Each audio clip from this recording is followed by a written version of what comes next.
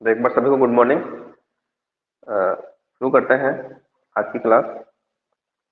आलो अनारी चैप्टर चल रहा था अपना, बेबी हालदार के द्वारा रचित आलो अनहरी।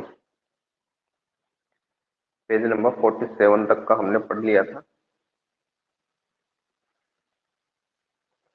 कोशिश ये रहेगी कि अपना आज ही कंप्लीट हो जाए ये। फिर हम कल वो चैप्टर देखेंगे, घर की याद। फिर एक दिन हम देखेंगे गजल। ठीक है, 40। इससे हमारा भी रिवीजन हो जाएगा और जो सीबीएसई वाले एक दो बच्चे हैं वो भी पढ़ लेंगे। अभिषेक आया है क्या? अभिषेक अभिषेक है या क्या नाम है उसका, जो सीबीएसई का है? बेटा सीबीएसई वाले कौन कौन है बताएंगे एक बार? शुभम। शुभम, हाँ शुभम। बस अकेला अकेला आप ही आ रहे हो यहाँ पे, और कोई बच्चा नहीं है सीबीएसई का? चलो कोई नहीं, आप तो पढ़ो। हाँ ये आशीष हाँ, आशीष नेहरा ने आंसर कर रहा था। अच्छा अच्छा। इसी बीच एक दिन मेरे बाबा सवेरे सवेरे आ पहुंचे। मैं उस समय किचन में थी। मैं उस समय मैं उस समय किचन में थी। खिड़की से मैंने एक व्यक्ति को साइकिल से उतरते देखा। खिड़की से मैंने एक व्यक्ति को साइकिल से उतरते देखा। मैं ठीक से पहचान नहीं पाई। उसने घंटी बजाई तो काफी देर बाद मैं बाहर निकली। मुझे देखकर बाबा ने पूछा, कैसी है बेटा? मैं बोली, बाबू बाबू आपके शरीर का यह हाल कैसे हो गया? बाबा बोले, कहा कुछ भी तो नहीं हुआ, बच्चे कैसे हैं? मतलब ये अपने पिता को देखकर कमजोर कमजोर हालत में देखकर पतले हो गए, कमजोर हो गए, ऐसे बुढ़ापा ज्यादा झलकने लग गया। ऐसा शरीर देखकर ये आश्चर्यचकित होकर बोली, बाबू आपके शरीर का हाल ऐसे कैसे हो गया? आप इतने कमजोर कैसे हो गए? तो बाबा बोलता, नहीं कुछ नहीं हुआ मेरे साथ, तो मैं बिल्कुल ठीक हूं। तू तो ये बता तेरे बच्चे कैसे हैं? मतलब अपनी बात को टाल दिया, पिता टाल दिया अपनी बात को। बोलता बच्चे कैसे हैं, मेरे दोस्त कैसे हैं? मैंने कहा ठीक है, सब ठीक है, स्कूल गए। मैं तातुस के पास दौड़ी दौड़ी गई और बताया कि मेरे बाबा आए हैं। मैंने तातुस को कहा सबसे पहले, मेरे बाबा आए हैं। तातुस बोले, उन्हें घर में बिठाओ, अपने बाबा के लिए कुछ खाना वाना बनाओ, तैयार करो। बाबा को मैं अपने कमरे में ले गई और पूछा, चाय बनाऊं?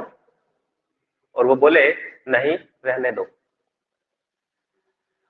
इतनी गर्मी में चाय? मैंने जल्दी से एक गिलास शरबत बनाकर उन्हें दिया। गिलास हाथ में लिए वे बोले, तू भी थोड़ा ले ले बेटा। मैंने कहा, नहीं बाबू, मैंने अभी अभी चाय पी है, मैंने अभी अभी चाय पी है। माँ कैसी है? वह बोले, ठीक है, तुम्हारी बहुत याद करती है, मतलब तुम्हें बहुत ज्यादा याद करती है मेरी माँ। सॉरी, तेरी माँ तुझे बहुत ज्यादा याद करती है। मैंने सोचा करेगी क्यों नहीं, 2 वर्ष तो हुए जा रहे हैं और अभी तक दूरी के कारण से मिलना जुलना ही नहीं हो सका। 2 साल हो गए मेरे को माँ से मिले, इसलिए याद तो करेगी, और दूर होने के कारण से उनसे मिलना जुलना नहीं हुआ। अभी 2-1 दिन के लिए वहां चली जाऊं तो शायद वहीं झगड़े फिर शुरू हो जाएंगे मेरे घर में। मैं चली गई तो वो भाई भाभी में मुंड फूटने लग जाएंगे। मैं अब और वहीं सब भोगने को तैयार नहीं हूं। मैंने बहुत बहुत देख लिया ये सब, ये लड़ाई झगड़े मैंने बहुत देख लिया। इनसे छुटकारा पाके तो मैं ऐसे लोगों के घरों में काम कर करके अपना जीवन यापन कर लूं, ताकि मेरे कारण से किसी के घर में मुंड फोड़ी ना हो, लड़ाई झगड़ा ना हो। अब मैं नहीं चाहती कि मेरे कारण से ये सब हो। यहां आकर इतना तो मैं समझ गई हूं कि आदमी हो या औरत, सभी अपने पेट की चिंता स्वयं करते हैं। आदमी हो या औरत, सभी अपने पेट की चिंता स्वयं करते हैं, और एक ही जैसा खटते हैं, कमाते हैं, एक जैसा ही सब लोग काम करते हैं। मतलब सब अपने अपने स्वार्थ की पूर्ति करते हैं, सब अपना भला देखते हैं सबसे पहले। कोई किसी को किसी से मतलब नहीं है, सब अपना देखते हैं पहले, अपना काम होना चाहिए, औरों का हो चाहे ना हो। यही समझ पहले आ गई होती तो उसी हिसाब से मैं अपनी व्यवस्था कर लेती, और तब शायद मुझे उतना कष्ट नहीं भोगना पड़ता। लेकिन ये समझ ठोकरे खाने के बाद में आती है बेटा, ये समझ ठोकरे खाने के बाद में आती है। ठोकरें इंसान को जीना सिखाती हैं, चलना सिखाती हैं। बाबा के साथ इधर उधर की काफी बातें करते करते मैंने पूछा कोलकाता की क्या खबर है, मेरा भाई कैसा है, माँ कैसी है। बाबा बोले माँ, तेरी माँ, तूने कुछ सुना नहीं लगता है, क्यों। बाबा मेरे मुंह की ओर थोड़ी देर देखते रहे, वह शायद सोच रहे थे कि बताने से कहीं यह रोने धोने न लग पड़े, इसे सच सच बताना ठीक होगा या नहीं। देखो इससे पहले भी ये बात आई थी कि नहीं बाबू मैंने अभी भी चाय पी है, माँ कैसी है। वो बोले ठीक है, तुम्हारी बहुत याद करती रहती है। यहाँ पे ये बात आ गई और यहाँ पे ये बात आ गई। खैर छोड़ो, देखते हैं। बाबा मेरे मुंह की ओर थोड़ी देर देखते रहे, वह शायद सोच रहे थे कि बताने से कहीं यह रोने धोने न लग पड़े, इसे सच सच बताना ठीक होगा या नहीं होगा। बाबू के मन में ये प्रश्न आ रहे थे कि मैं बताऊं कि नहीं बताऊं बेटी को। बेटा तेरी माँ तो चली गई, परमानेंट चली गई, स्वर्ग सिधार गई, शायद बता ही देना चाहिए, क्योंकि यह तो अभी भी यही सोच रही है कि इसकी माँ क्या है, जीवित है। ऐसे में न बताना तो सबसे बड़ी भूल होगी। बिल्कुल सही बात है बेटा, टाइम देखकर बता देना चाहिए इंसान को, छिपाना नहीं चाहिए। ऐसी बातें लंबे समय तक नहीं छिपानी चाहिए, बता देना चाहिए। अरे रोए तो गा, रोल लेगा, उसकी भड़ास निकल जाएगी। लेकिन अगर ऐसी बात ना बताएं और फिर अचानक किसी के द्वारा उसको ऐसी बातों को पता चलता है तो सदमा पहुंच जाता है, सदमा, व्यक्ति पागल तक हो जाता है, पागल। इसलिए अगर ऐसी कोई खबर होती है तो हमें बता देना चाहिए। हाँ ये इस चीज का जरूर डर रहता है कि यार वो रोने लग जाएगा और घर में एक तरह से माहौल खराब हो जाएगा, रोने रोने का माहौल हो जाएगा। कोई बात नहीं, थोड़ी देर का रोना होता है, इतनी हमारे अंदर हिम्मत नहीं होती है। आजकल के लोगों में इतनी हिम्मत नहीं है कि वो 24-24 घंटे तक रो सके। वो 10-15-20 मिनट तक जोर से रो लेगा, फिर धीरे धीरे सुबह सुबह कर रो लेगा, तो कम से कम उसकी भड़ास, उसका दुख तो क्या हो जाएगा, निकल जाएगा ना। ऐसे में न बताना तो भूल होगी। बाबा शायद यही सोच रहे थे। उन्हें चुप देख मैंने बाबू कहकर उन्हें बुलाया तो वह चौंक गए। वो मन ही मन सोच रहे थे, फिर मैंने कहा बाबू, तो वो चौंक गए। मैंने देखा उनकी आंखें भर आई हैं। तब मुझे लगा कि बेटा तेरी तो माँ शायद नहीं रही, बाबू इसलिए रो रहे हैं। माँ की बात आते ही वो खो गए थे कि तेरे को बताऊं कि नहीं बताऊं। तो उसने अंदाजा लगा लिया था, पिता के चेहरे को देखकर, पिता की आंखों को देखकर, उनके आंसुओं को देखकर उसने अंदाजा लगा लिया था, बेटा तेरी माँ तो नहीं रही, किसके बारे में पूछ रही है तू। आंखें भर आई तब मुझे लगा कि मेरी माँ शायद नहीं रही। मेरे मुंह से निकल पड़ा, क्या हुआ बाबू, माँ की तबीयत तो ठीक है। बाबा रुद्र गले से बोले, भरे गले से बोले, तेरी माँ तो 6-7 मास हुए दुनिया छोड़कर चली गई। तेरी माँ तो 6-7 महीने हो गए दुनिया छोड़कर जाते हुए, तेरी माँ नहीं है। क्यों, तेरा दादा तो वहां गया था, उसने तुझे नहीं बताया क्या। मैं बोली नहीं तो मुझे किसी ने नहीं बताया। मैं थोड़ी देर बाद मैं थोड़ी देर बाबा के सामने सिसक सिसक कर रोती रही, और मैं कर भी क्या सकती थी। मेरी माँ को गए तो 6-7 महीने हो गए और मुझे आज पता चल रहा है। देखो समय, ऐसा भी होता है लोगों के साथ। किसी के माँ बाप मर जाए और 6 से 7-7 महीने तक बंदा सोचता रहे कि नहीं अपने तो माँ बाप जीवित है, कोई कांटेक्ट नहीं होता था। और एक आज का टाइम है, पल पल कांटेक्ट होता है माँ बाबा से, तो सबका कांटेक्ट होता है। मोबाइल ने कुछ काम अच्छे भी किए हैं।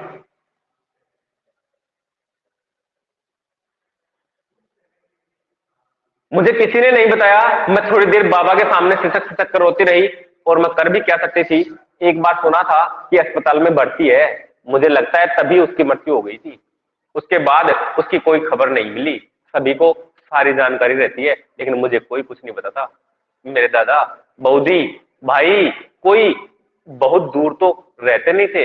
रिक्शे में 10 रुपया भाड़ा लगता था, फिर भी कोई एक बार भी मुझे बताने नहीं आया कि तेरी माँ बीमार है, मिलकर आ जा। बीच में मैं कई बार वहां गई भी, लेकिन तब भी किसी ने कुछ नहीं कहा। मैं हर समय सोचती रहती थी कि जैसे भी हो एक बार माँ के पास जरूर जाऊंगी। इतने दिन यही सोचती रही, सोचती आ रही थी, और अब सुनने को मिला कि मेरी माँ हम लोगों को छोड़कर चली गई। मुझे पता चला कि माँ जब अस्पताल में भर्ती थी तब मेरे छोटे भाई ने बाबा के पास जाकर उनसे कहा था कि वह उन्हें माँ से मिलाने ले जाएगा।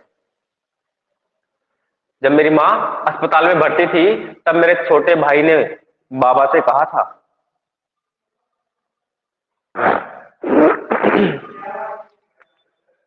छोटे भाई ने बाबा से कहा या उनके पास जाकर उनसे कहा था कि वह उन्हें माँ से मिलाने ले जाएगा। मतलब बाबा बाबा को मिलाने ले जाएगा। बाबा नहीं गए। वह क्यों जाते? उन्हें जाने की दरकारी क्या थी? उन्हें किस चीज का अभाव था? बाबा का जाना उचित होता। मुझे लगता है वह जानते थे कि मां नहीं बचेगी, फिर भी नहीं गए। मतलब मेरा बाबा भी नहीं गया। जब मेरी मां खत्म हुई, उनका निधन हुआ, तो मेरे बाबा भी नहीं मिल पाए उनसे। मेरे भाई को वैसे ही घूम फिर कर लौटाना पड़ा। पता नहीं क्या चल रहा था उनके घर में। मेरे ख्याल से बाबा ने भूल की मेरी मां से न मिलने की। अंतिम भेंट की तरह एक बार मां को देख आ सकते थे, लेकिन नहीं गए बाबा भी। मां का क्रियाक्रम मेरे भाई को अकेले ही करना पड़ा था। दादा लोगों को भी काफी बाद में पता चला। दादा मतलब बड़े भाइयों को बाद में पता चला। छोटे भाई को करना पड़ा मेरी मां का क्रियाक्रम भी। सब लोग कोई कहां रहता था, कोई कहां रहता था, दूर दूर रहते थे।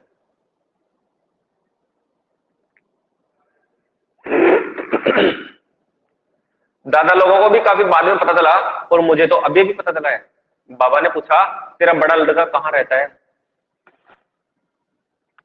बाबा ने पूछा तेरा बड़ा लड़का कहां रहता है? मैंने बताया कि यहीं पास में है। तो वह बोले चलो थोड़ा देख आऊं। मैं बाबा को लेकर वहां गई। बेल बजाते ही मेरा लड़का बाहर निकल आया और अरे दादू कहकर उन्हें प्रणाम किया।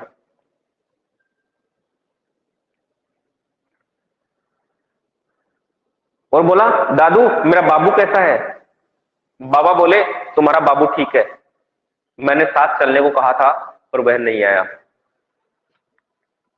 भाई। पर वह नहीं आया भाई। मेरे लड़के को देखकर बाबा की आंख भर आई थी। वह उससे बोले तुम लोग और भी बड़े हो बेटा, और भी बड़े हो भाई। पहले कैसे परिवेश में थे तुम लोग, पहले कैसे माहौल में थे तुम लोग। अब तुम सबको देखकर बहुत खुशी होती है कि पहले तुम्हारा जो माहौल था बड़ा गंदा था। मेरी बेटी बहुत ज्यादा दुखी थी। पति का सुख भी मेरी बेटी को अच्छे से नहीं मिल पाया। सास ससुर का सुख भी अच्छे से नहीं मिल पाया। ससुराल वालों का किसी का भी सुख इसने अच्छे से नहीं देखा। झगड़ा ही होता रहा, मूंड फोड़ी घर में होती रही। इसलिए बोल रहा है कि अब तुम सबको देखकर बहुत खुशी हुई। मुझसे बाबा ने कहा तुझे अब कष्ट नहीं होगा बेटा, तेरा लड़का बड़ा हो रहा है। कि तेरे को अब कोई कष्ट नहीं होगा, तेरा लड़का क्या हो रहा है, बड़ा हो रहा है। देखना एक दिन यही तुझे सुख देगा। देखना एक दिन यही तुझे सुख देगा।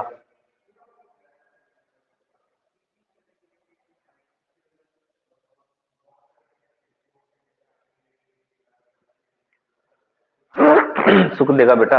अभी थोड़ा कष्ट उठा ले, बाद में इसके साथ सुख शांति से रहेगी। मेरे लड़के से बाबा बोले दादू भाई ठीक से रहना, और इतना कहकर मेरे साथ लौट आए। बाबा हमारे यहां से चलने लगे। तातुस ने उनसे कहा आप बेबी की तरफ से निश्चिंत होकर जाएं, या आप अपनी बेटी की तरफ से तो निश्चिंत होकर जाएं। बाबा बोले जब आप जैसे लोगों के पास है तो चिंता की कोई बात नहीं है। जब आप जैसे लोगों के पास है तो चिंता की कोई बात नहीं है। चिंता करता लेकिन अब नहीं करूंगा, क्योंकि मैंने देख लिया। चिंता करूंगा क्योंकि अब नहीं करूंगा, क्योंकि मैंने देख लिया कि मेरी लड़की यहाँ खूब अच्छी तरह है। कि मेरी लड़की यहाँ खूब अच्छी तरह है। बाबा चले गए। उन्हें कहीं से पता चल गया था कि मैं कुछ लिख विख रही हूं। सुनकर वह बहुत खुश हुए थे। जहां पहले वह मेरी कोई खोज खबर नहीं लेते थे, वहां अब वह जब तक फोन पर मेरा हालचाल पूछने लगे। वह बार बार यह भी जानना चाहते कि मेरा लिखना कहां तक आगे बढ़ा। वह बार बार यह भी पूछना चाहते हैं कि मेरा लिखना कहां तक आगे बढ़ा, खत्म हुआ कि नहीं हुआ। वह मुझे अपने यहाँ आने को भी कहते, और साथ में यह भी कि यदि मैं रुकना ना चाहूं तो लौट आ सकती हूँ।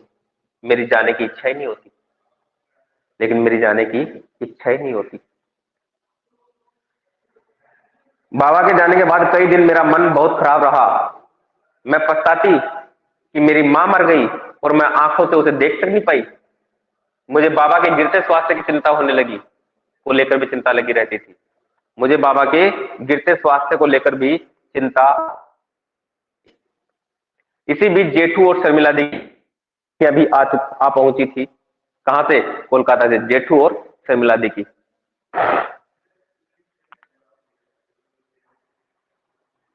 और उनके जवाब देने की चिंता अलग से लगी रहती थी कि उनकी चिट्ठियों का जवाब भी देना है। चिट्ठियों के जवाब देने से दोनों खुश होंगे और मेरा मन भी बहल जाएगा। यह सोचकर एक दिन सारी चिट्ठियां लेकर मैं बैठ गई। जवाब देने से पहले उन चिट्ठियों को एक बार फिर पढ़ लेना जरूरी समझकर मैंने पहले जेठू की चिट्ठियां उठाई और किसी कहानी की तरह उन्हें पढ़ने लगी। तातुस ने तुम्हें शब्दकोश की मदद लेने को ठीक ही कहा है, मेरी भी यही राय है। चिट्ठी लिखने में भूलें तो होंगी ही, लेकिन क्या इसी से तुम चिट्ठी लिखना बंद कर दोगी? एक बार जिज्ञासा करना कोई बुरी बात नहीं है। जिज्ञासा होने से ही हम लिख पाते हैं। जिज्ञासा का मतलब क्या होता है? जानने की इच्छा। जिज्ञासा करना कोई बुरी बात नहीं है। जिज्ञासा होने से ही हम लिख पाते हैं। तुम्हारी कहानी क्या इधर सोई पड़ी है तुम्हारे तातुस की तरह? 9 वर्ष में खूब लिखो और मल्लेश्वरी की तरह मोटी छोटी हो जाओ, यही मेरी कामना है। मतलब वो क्या कर रही है? वो जेठू के द्वारा भेजी गई चिट्ठियों को पढ़ रही है, क्योंकि आज उन्हें रिप्लाई करना है। वो भूल गई होगी, इसलिए वो एक बार फिर से पढ़ रही है कि क्या पूछा है, मेरे को क्या जवाब देना उनको, इस प्रकार से। तुम्हारा लेखन मुझे बहुत अच्छा लग रहा है और मुझे लगता है कि दूसरों को भी अच्छा लगेगा। मैं अपने बंधु आनंद के कहने पर उनका यह लेख तुम्हें भेज रहा हूं। मतलब मेरे बंधु, मेरे यार दोस्त, जो रिश्तेदार है ना आनंद, उसका लिखा हुआ लेख मैं तुम्हें भेज रहा हूं।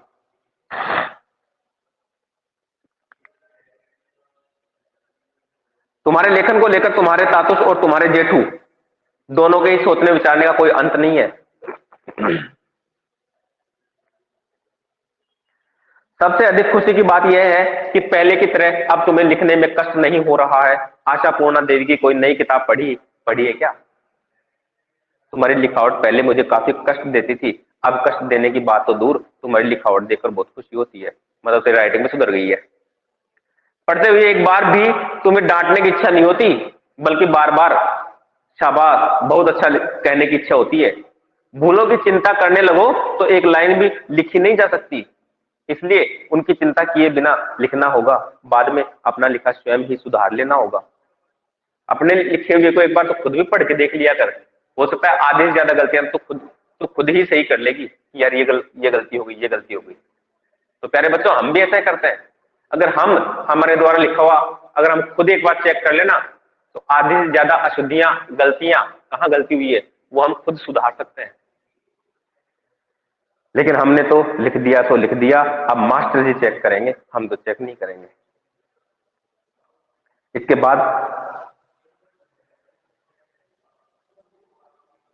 बाद जिन लोगों का काम ही है लिखना पढ़ना, उनसे इसे कुछ और सुधरवाने की बारी आएगी। लिखने बैठने से ही लिखा जा सकता है, ये अभिज्ञता तुम्हें निश्चित ही हो गई होगी।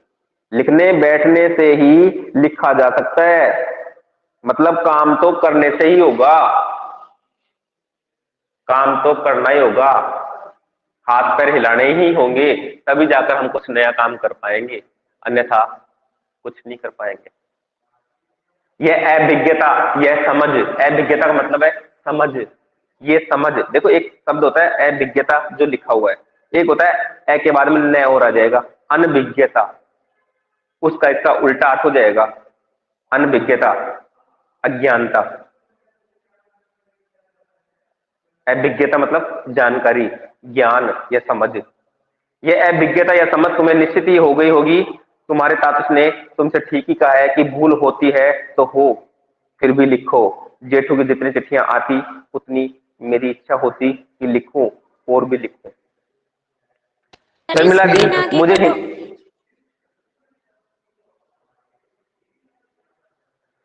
शर्मिला दी मुझे हिंदी में चिट्ठी लिखती थी। उनकी चिट्ठियां सुनकर मुझे बहुत अच्छा लगता। उनकी चिट्ठियां कुछ और ही तरह की होती। मैं सोचती कि उनके यहाँ भी तो घर के काम के लिए कोई लड़की रखी गई होगी। क्या उसके साथ भी वह वैसा ही व्यवहार करती होंगी जैसा मेरे साथ करती है? इसके मन में भी डाउट आ गया। ये शर्मिला दी मेरे से इतनी अच्छी अच्छी बातें करती है, इतना प्रेम करती है, उनके घर भी तो कोई काम करने वाली लड़की रखी गई होगी। क्या वो उसके साथ भी ऐसा ही व्यवहार करते हैं जैसा अब मेरे साथ कर रहे हैं?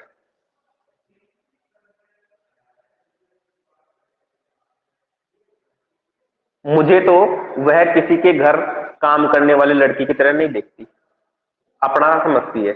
और चिट्ठियां भी ठीक उसी तरह अपनी टूटी फूटी बांग्ला में मैं उन्हें लिख लेती हूँ। कभी जब मेरा मन खराब होता तो उनकी ये चिट्ठियां मुझे आह्लादित कर देती, प्रसन्न कर देती, खुश कर देती। बेबी, एक बार सोचकर देखो कि अपने बाबा को तुम जैसा समझती हो वैसे वह क्यों है, इसका कारण क्या है? थोड़ा उनकी तरफ से भी सोचो, जिन्हें तुम माफ भले ही न कर सको। बेबी, जो हमें अच्छे नहीं लगते ना, उन्हें भी माफ किया जा सकता है। और शायद वैसा करना ही भला भी है, अच्छी बात भी है, कर देना चाहिए। यदि तुम यहाँ आओ तो हम दोनों खूब सजेंगे और फिर खूब नाचेंगे। तुम्हें सजना अच्छा लगता है कि नहीं? मुझे तो कभी कभी अच्छा लगता है। तुम मेरे लिए सजना और मैं तुम्हारे लिए सजूंगी।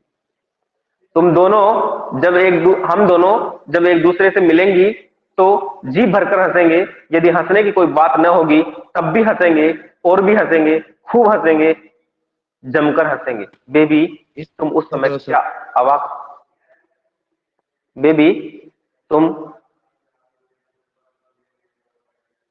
उस समय क्या अवाक नहीं रह जाती? बहुत चक्की नहीं रह जाती, चौकन्नी नहीं हो जाती? मतलब बोलती बंद नहीं हो जाती तुम्हारी जब कोई तुम्हारा लिखा कुछ पढ़कर कहता है कि बहुत अच्छा लिखा है? और तुम क्या कभी ये सोचती हो कि इतनी कठिनाई, इतने कष्ट में बीता तुम्हारा जीवन, लिखना शुरू करने के बाद से इतना सुंदर कैसे हो गया? कि तुम्हारा जीवन जो अब तक इतना कष्ट में बीता है, अब लिखना शुरू करने के बाद में तुम्हारा जीवन इतना सुंदर कैसे हो गया? कभी सोचा है? सोचना, जरा सोचना, इन सब बातों के बारे में सोचना। कभी किसी ऐसे के बारे में, अपने ऐसे के बारे में सोचना जिसे माफ नहीं किया जा सकता, फिर भी हमें उसे माफ कर देना चाहिए। ऐसे लोगों के बारे में सोचना। कभी सोचना, तुम्हारे बाबा को तुम जैसा समझती हो वैसे वो क्यों है, वो तुम्हें इतना प्रेम क्यों करते हैं? कभी सोचना। मतलब उसे कल्पना करने के लिए बोल रही है कि कल्पना करो, ऐसा कल्पना करो। कल्पना करेंगे तभी हम लिख पाएंगे। कभी लेखक लोग होते हैं ना, वो कल्पनात्मक बुद्धि के होते हैं। उनकी जो बुद्धि होती है वो सोचती रहती है, कल्पनाएं करती रहती है। मुझे ये बात बड़ी मजेदार लगती कि शर्मिला दी ने मेरे सजने धजने के बारे में पूछा। सजने धजने के बारे में पूछा। बोला था ना, यदि तुम यहाँ आओ तो हम दोनों खूब सजेंगे और फिर खूब नाचेंगे। तो सजने धजने की बात उसकी मेरे को मजेदार लगी। क्यों? कि मेरे सजने धजने के बारे में पूछा, क्योंकि सजना धजना मुझे कभी अच्छा नहीं लगा।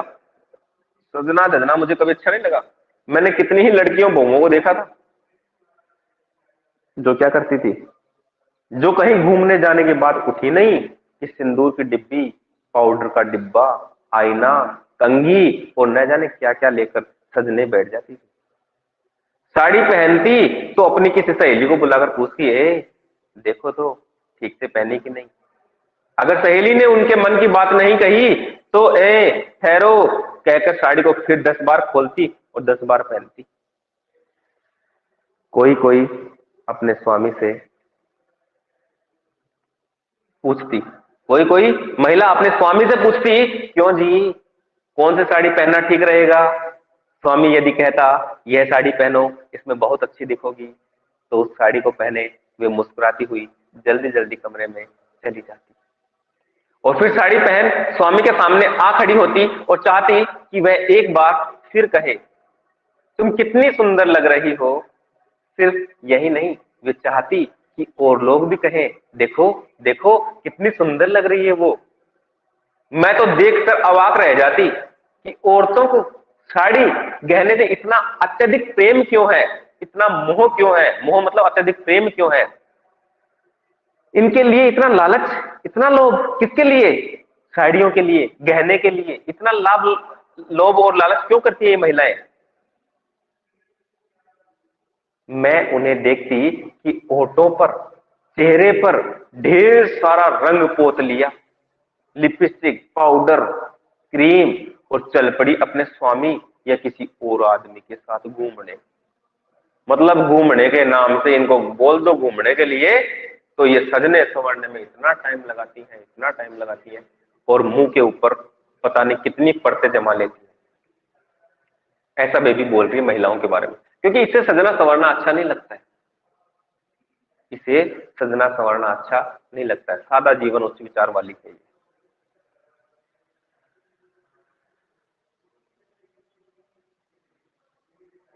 मुझे यह सब एकदम ही अच्छा, हाँ, ये सब चीजें औरतें न जाने क्यों इतना पसंद करती हैं। मुझे यह सब एकदम ही अच्छा नहीं लगता। मुझे बचपन से ही अधिक सजना दजना अच्छा नहीं लगता था। बचपन में मेरी दीदी मुझे पकड़कर जबरदस्ती मेरी कंघी करती और बाल बांधती, वरना मैं तो खुले बालों में ऐसे ही बस घूमती रहती थी। सहेलियों के साथ कहीं जाना होता तो सहेलियां ही कह कहकर मुझे सजाती बजाती। और ब्याह के बाद भी इन सब चीजों का शौक मुझे नहीं हुआ, वरना शादी के बाद हो जाता है। कुछ महिलाओं को, कुछ लड़कियों को शादी पहले नहीं होता, लेकिन शादी बाद वो सजने संवरने का शौक हो जाता है उनको। तो ब्याह के बाद भी इन चीजों का शौक मुझे नहीं हुआ। कहीं जाना भी होता तो बस जैसे तैसे कंघी करी, मांग में सिंदूर लगा और चल पड़ती। इस पर भी पाड़े की औरतें मुझे देखकर जलती। मतलब मैं कोई श्रृंगार नहीं कर रही हूं, बस नहाई धोई और कंघी करी और सिंदूर लगाई और बस चल पड़ी। और फिर भी देखकर जो पाड़े की औरतें हैं, पाड़े मतलब ये शब्द पहले भी आया था, पड़ोसी। पड़ोस की औरतें, पड़ोस की औरतें, हाँ वेरी गुड। पड़ोस की औरतें देखकर मुझे देखकर जलती, वो ईर्ष्या करती मेरे से। पता नहीं मैं इतनी सुंदर दिखती हूँ क्या, वे अगर अब मुझे देखती तो और भी जलती। और इसको उसको बुला आपस में खुसर खुसर करने में लग जाती, क्योंकि साड़ी की जगह अब मैं क्या पहनने लगी थी, सलवार सूट। इसलिए वो और जलती मेरे से कि अब मैं साड़ी नहीं पहनती, मैं सलवार सूट पहनती हूँ। यहां आकर इस तरह की तुच्छ बातों से मैं बच गई, इस प्रकार की फालतू की बातों से मैं बच गई। यहां आकर, यहां मुझे सबका स्नेह मिलता था। मतलब वहां रहते थे ना गांव में, तब मैं इन लपड़ों में फंसी रहती थी। लेकिन यहां गई तो मेरा बहुत सारा टाइम बच गया। उन लोगों की बातों से अब मुझे कोई मतलब नहीं है, कौन क्या सोचता है, कौन क्या करता है। बस आप सही रहो, आप अपने में सही रहो। और जो आपकी उम्र के जो बच्चे ना, उनमें से उनको मैं भी बोलूंगा, ये यहाँ से हमें ये सीख भी मिलती है कि हमें शीशे को ज्यादा टाइम नहीं देना चाहिए। मानते हैं कि जो किशोरावस्था है इसको मिरर एज कहा गया है, मिरर एज, दर्पण आयु। इस उम्र में लड़के और लड़कियां बहुत ज्यादा शीशे को टाइम देते हैं, दर्पण के सामने टाइम देते हैं, टाइम खराब करते हैं, सजने संवरने में लगाते हैं, सोचते रहते हैं, कल्पना करते रहते हैं शीशे के सामने खड़े होकर, कैसा लग रहा हूं, कैसे लग रही हूं। हमें ऐसा टाइम खराब नहीं करना है। हाँ, टाइम टाइम तक खैर सारी चीजें चलती हैं, कोई प्रोग्राम वगैरह हो तब तो खैर चल जाए, लेकिन अधिकतर बच्चे रोज रोज टाइम खराब करते हैं शीशे के सामने। तो हमें ऐसा टाइम खराब नहीं करना है। अगर इतना टाइम हम रोज का बचाएं, अगर आप घंटा भर भी दे रहे हैं तो घंटा भर एक सब्जेक्ट को देंगे तो आपके अच्छे मार्क्स आने की उम्मीद ज्यादा हो जाएगी। और जैसा और करते हैं वैसा ही हम करते रहेंगे तो हम वैसे रहेंगे जैसे और आए, कुछ नया नहीं कर पाएंगे। ध्यान रखना, ठीक है? तो टाइम बचाना सीखो, कहीं से भी निकाल लो। यहाँ आकर इस तरह की तुच्छ बातों से मैं बच गई। यहाँ मुझे सबका स्नेह मिलता था। तातुस के लड़के विदेश से लौटते तो मेरे लिए कुछ ना कुछ लेकर आते। मामा माने अर्जुनदा की माँ, और मामा आती तो वह भी मुझे कुछ ना कुछ जरूर देकर जाती। मैं सोचती कि इन लोगों का इतना प्यार संभाल भी पाऊंगी या नहीं संभाल पाऊंगी। अब मुझे आश्चर्य होता कि अब कोई कहता है कि वह उसके या उसके बिना नहीं रह सकता, जबकि पहले मैं भी सोचती थी कि अपने दुर्गापुर के कुछ बंधुओं को छोड़कर मैं नहीं रह सकूंगी। लोग सर बोलते ना। हाँ बेटा। अर्जुन था तो तातुस का छोटा बेटा था ना। हाँ, तो तो उसी के लिए है ना उसकी ये। अरे उसकी माँ को ही इसने कहा है मामा। मामा आती ना, मतलब अर्जुनदा की माँ आती। अर्जुनदा की माँ को मतलब तातुस की पत्नी को ही कहा है। वो पता नहीं कहीं दूसरे बच्चे के पास रह रही हो और कहीं रह रही हो, तो वो भी कभी आती तो इसको कुछ ना कुछ देकर जाती थी। इसको तातुस को तो अभी यहाँ पे अकेला बताया ना। ये तो खबर नहीं आई कहीं कि तातुस की पत्नी मर गई, ऐसा तो नहीं आया। हाँ तो वो कहीं दूसरी जगह रह रही होगी, वो भी कई दिनों से आती होगी यहाँ पर, अपने पुराने घर आती होगी। हो सकता है किसी दूसरे बेटे के पास बाहर रह रही हो, अलग जगह पर रह रही हो, इस प्रकार से हो सकता है। तो उसकी मतलब तातो उसकी पत्नी भी यहाँ आती है इस घर में, तो इस बेबी को कुछ ना कुछ देकर जाती। बऊदी मैं क्या होता सोचती है? कि हाँ बऊदी। बेटा, ये एक रिश्ते का रिश्तों में किसी को कहा गया है, जैसे माँ दादा भाई वैसे कहा गया है। बंगाली में पता नहीं किसको कहा गया है बऊदी। कहाँ है ये? पेज पीछे है नंबर ऐसा नहीं तो। 48 पे। हाँ पीछे, हाँ तो वहां पे मैंने बताई थी ना ये बात कि ये बंगाली में रिश्तों को कहा गया है। किसी न किसी को, जैसे दादा को दादा, बऊदी भाई, कोई बहुत दूर तो रहते नहीं थे। बऊदी हो सकता है जैसे बड़े बड़े भाई को कहा गया हो या ताऊ जी को कहा गया हो, इसी प्रकार से। ठीक है, तो रिश्तों के लिए है ये नाम। इतना तो अपना आइडिया भी तो लगा सकते ना, दादा बऊदी भाई, कोई बहुत दूर तो रहते नहीं थे। मतलब दादा बऊदी और ताऊ जी भाई या और कोई, ये कोई बहुत दूर तो रहते नहीं थे, लेकिन उसके बावजूद भी मेरे को खबर तक नहीं लगी। चलो हाँ, मैं सोचती कि इन लोगों का इतना प्यार संभाल भी पाऊंगी या नहीं। अब मुझे आश्चर्य होता कि जब कोई कहता है कि वह इसके या उसके बिना नहीं रह सकता, जबकि पहले मैं भी सोचती थी कि अपने दुर्गापुर के कुछ बांधुओं को छोड़कर मैं भी नहीं रह सकूंगी। यह सब बस कहने भर की बातें होती हैं। ये सब कहने भर की बातें होती है। जो पहले कहा करते थे कि इसके या उसके बिना नहीं रह सकेंगे, वे आज उनके बिना बड़े मजे में रहते हैं। मैं भी कुछ दिन बहुत उदास रही थी जब मैं अपने घर वालों से दूर आई थी ना शुरुआत में। मेरा भी मन नहीं लगा था, दुखी हो गई थी। मैंने भी उन्हें कहा था कि मैं नहीं रह पाऊंगी, लेकिन आज अच्छे से मेरा जीवन यापन कर लूं। जब अपने बंधुओं को छोड़कर आना पड़ा था तो मैं भी बहुत उदास रही थी। धीरे धीरे सब ठीक हो गया। धीरे धीरे सब ठीक हो गया। बच्चों को पाल पोस कर बड़ा करने की तरफ मैं अधिक ध्यान देने लगी। हम लोग भी बोलते ना, मैं तेरे बिना नहीं रह पाऊंगा, मैं तेरे बिना नहीं रह पाऊंगी। चाहे वो माँ बाप हो, भाई बहन हो, कि मैं ये घर छोड़कर नहीं रह पाऊंगा। लेकिन टाइम बेटा, टाइम है ना, सब कुछ सिखा देता है। समय सब कुछ सिखा देता है। समय बड़ा बलवान है। समय बड़ा बलवान है, सब कुछ सिखा देता है। कितना ही प्यारा बच्चा क्यों ना हो माँ के लिए, लेकिन टाइम उसको भी माँ से दूर ले जाता है। कुछ भी हो सकता है।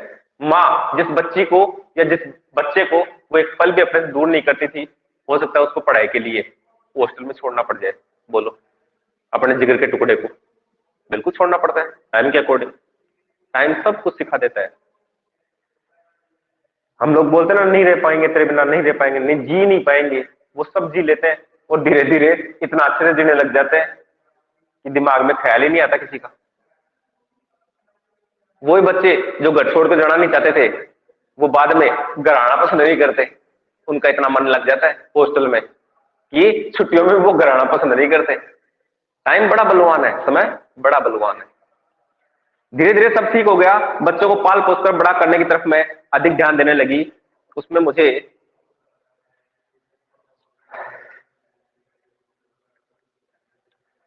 उसमें मुझे इतना इतना सुख मिलने लगा कि अपने बंधुओं से बिछुड़ने के दुख की जगह मैं अब मानने लगी थी कि उनमें से कोई भी मुझसे मिलने न आए। मैं अपने बाल बच्चों में मगन थी और इस बात से बहुत खुश थी कि उनकी पढ़ाई लिखाई ठीक चल रही है। वे अब न तो पहले की तरह जरा जरा सी बात पर रोने चिल्लाने लगते, न ही बेमतलब इधर उधर भटकते। बातें भी अब वे ऐसी करने लगे थे जैसे पहले कभी नहीं करते थे। अभी कुछ ही दिन हुए मैं रात के 8-9 बजे अपने बच्चों के साथ छत पर बैठी बातें कर रही थी कि अचानक मेरी लड़की ने पूछा, माँ तुम कभी स्कूल गई हो? मैं अवाक हो उसकी ओर देखती रही, चौकन्नी होकर उसकी तरफ देखती रही, बिना बोले उसकी तरफ देखती रही और सोचने लगी कि इतनी जरा सी बच्ची ऐसी बात पूछ रही है, अब भला मैं इसे क्या जवाब दूं? मैं कुछ बोलती इसके पहले ही उसने फिर कहा, माँ एक कविता सुनाओ ना। मुझे क्या वह सब अब याद था, फिर भी जो 2-4 लाइनें मन में आई ना उसे सुना दी और वो खिलखिलाकर हंस पड़ी और बोली, इतनी बड़ी माँ और स्कूल की कविता सुनाती है, इतनी बड़ी माँ और स्कूल की कविता सुनाती है। उसकी बात पर मुझे हंसी आ गई और कुछ दुख भी हुआ। मैंने सोचा मेरे बच्चे इस तरह इस बात पर इतना हंस सकते हैं तो उस समय तो और हंसेंगे जब देखेंगे कि मैं हाथ में अखबार लिए बैठी हूं। क्यों? क्योंकि मेरे हाथ में अखबार पहले कभी तो उन्होंने देखा ही नहीं। यहां मैं रोज सवेरे अखबार देखती थी, अंग्रेजी न जानने से उसका सिर पैर कुछ भी समझ नहीं पाती थी। मुझे लगता है ये कंप्लीट नहीं हो पाएगा और समय भी हो गया है। मिलते हैं अगली क्लास में, तब तक के लिए धन्यवाद। जय हिंद, जय भारत।